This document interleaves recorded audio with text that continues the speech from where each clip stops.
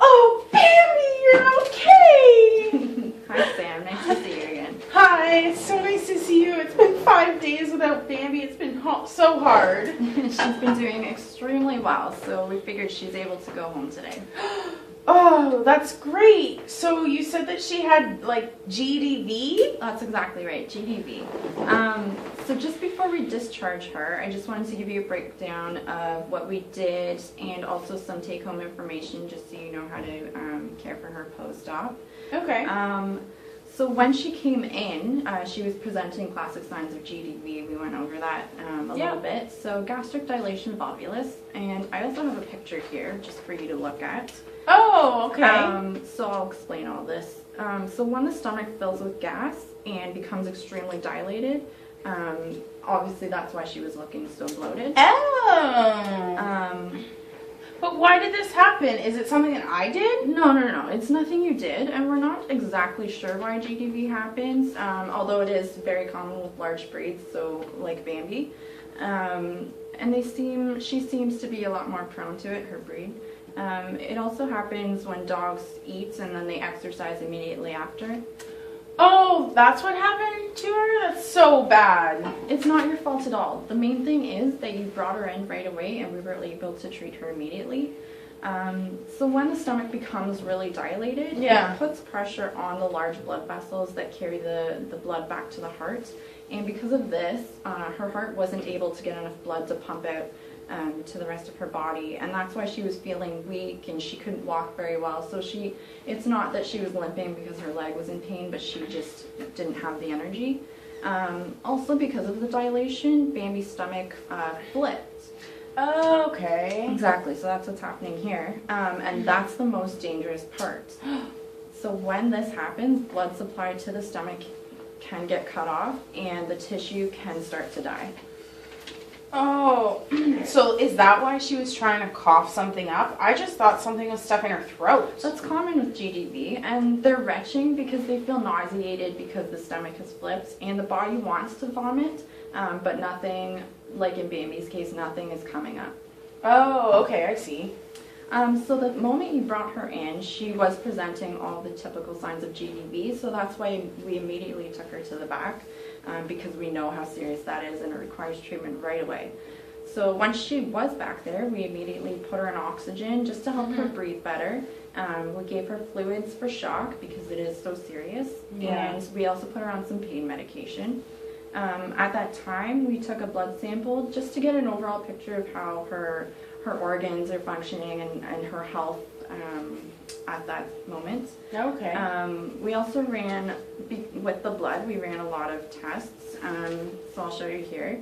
We did a blood glucose, we ran her electrolytes as well, PCV, TP. TP? Total protein, actually, it's with the blood, and blood urea nitrogen level, glucose and lactates. We did a full CBC just to check her blood and full urinalysis to check her system as well. A full biochemistry panel, and that was to make sure her liver and kidneys were functioning well. Okay.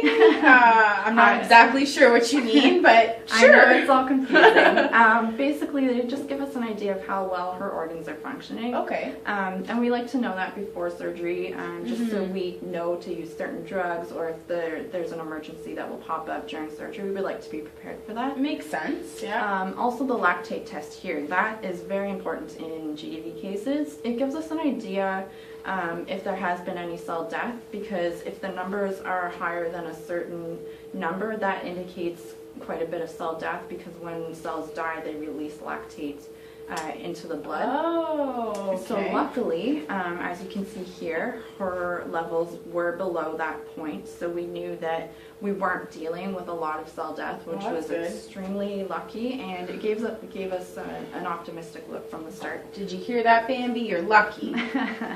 And luckily, so while we were running the tests, we took a digital radiograph of Bambi. It only took a very short time for us to get this and the tests to be completed. In the meantime, we had given her hydromorphone for the pain management and some antibiotics and hooked her up to an ECG to monitor her heart. Oh, okay. So first, thing, we had to take care of the dilation issue.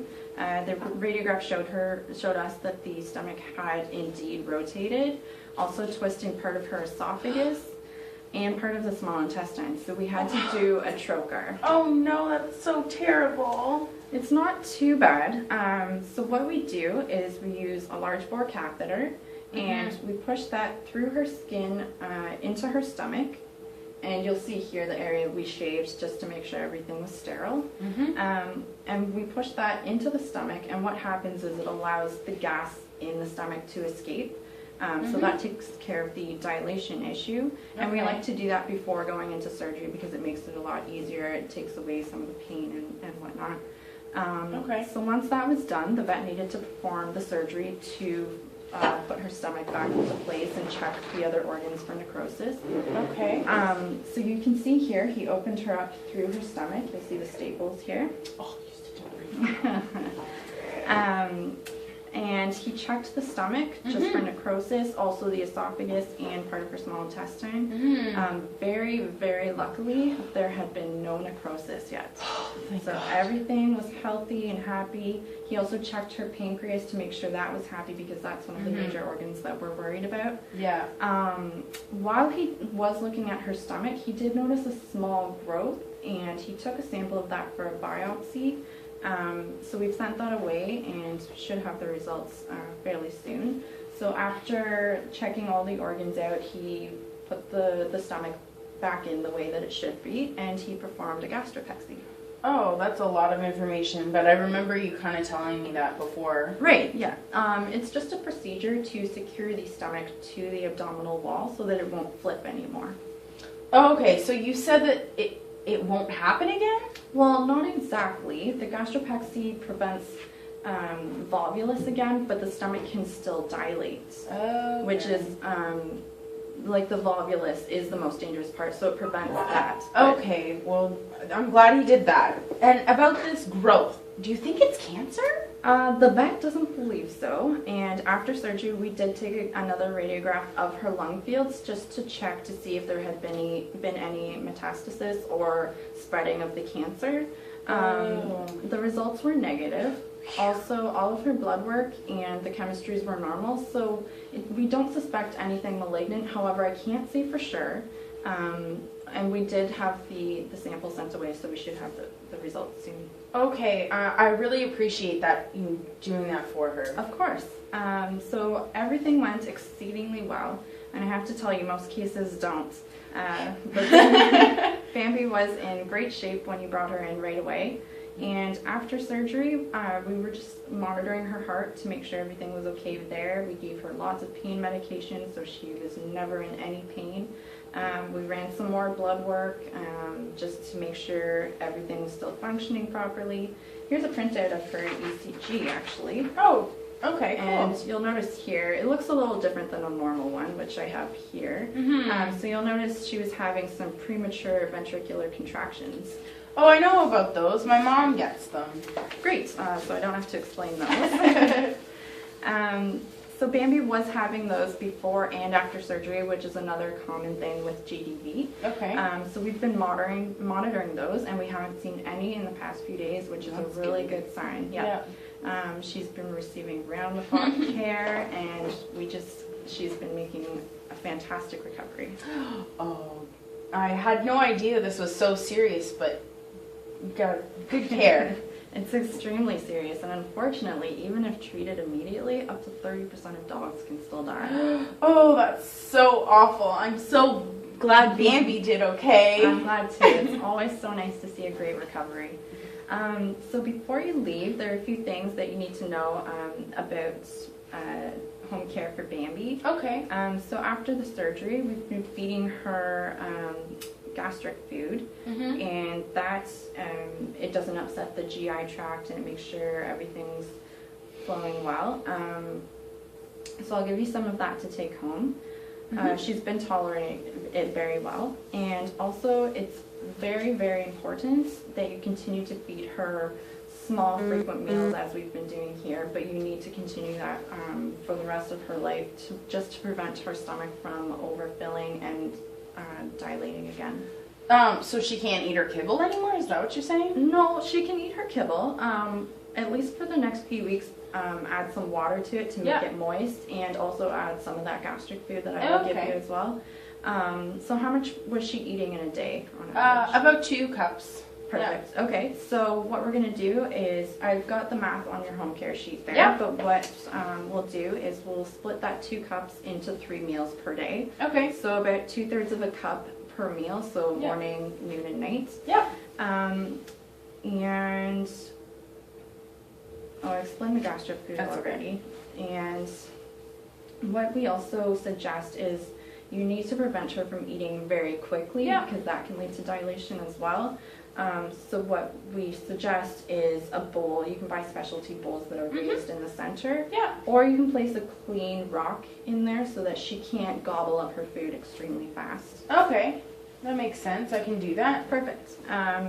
So another thing you need to do is prevent her from drinking a lot of water all at once, because this could also lead to dilation.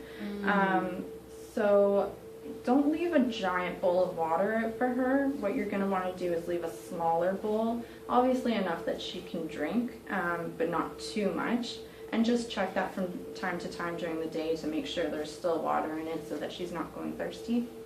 Okay, so like usually I just leave a huge bowl for her to drink. How much water at a time then? And that's normal. I would say about this big, and just keep that full. Check it throughout the day. The most important thing, because this is a major cause of GDV. So don't let her exercise 1 hour before meals, and wait at least 3 hours after meals for playtime. A little water after exercise is acceptable. Okay, I can do that. Also, because her incision is stapled, you'll need to be careful with exercise for the next few weeks. So no swimming, jumping, running. Always keep her on her leash and just go for nice walks. Okay.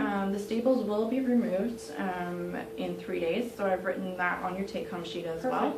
And the receptionist will book you in for an appointment on your way out. In the meantime, we need you to check her incision 3 times a day. So what you're looking for is any redness or swelling, pus, blood, anything really bad. If it feels hot to the touch, or if you touch around the incision, if it feels like she's in pain, definitely call us right away. Don't hesitate. So this is normal then? That's normal, yes. Okay, perfect. So does she have to wear the cone of shame for very long? Unfortunately, she does have to keep the e-collar on just to prevent her from looking at her incision. We don't want her messing that up at all. However, if you are laying on the couch together watching TV, you can take it off. Just make sure she's not licking. Okay, that doesn't sound too bad for me. Great, so here is the handout, and this explains everything we've been talking about. Also a little information about the GDV, just to explain to your boyfriend, so he knows as well. So yeah, I'll call you as soon as we get the results from the biopsy, and I'll see you in 3 days. Okay, thank you so much. I don't know what I would have done with it. Bambi.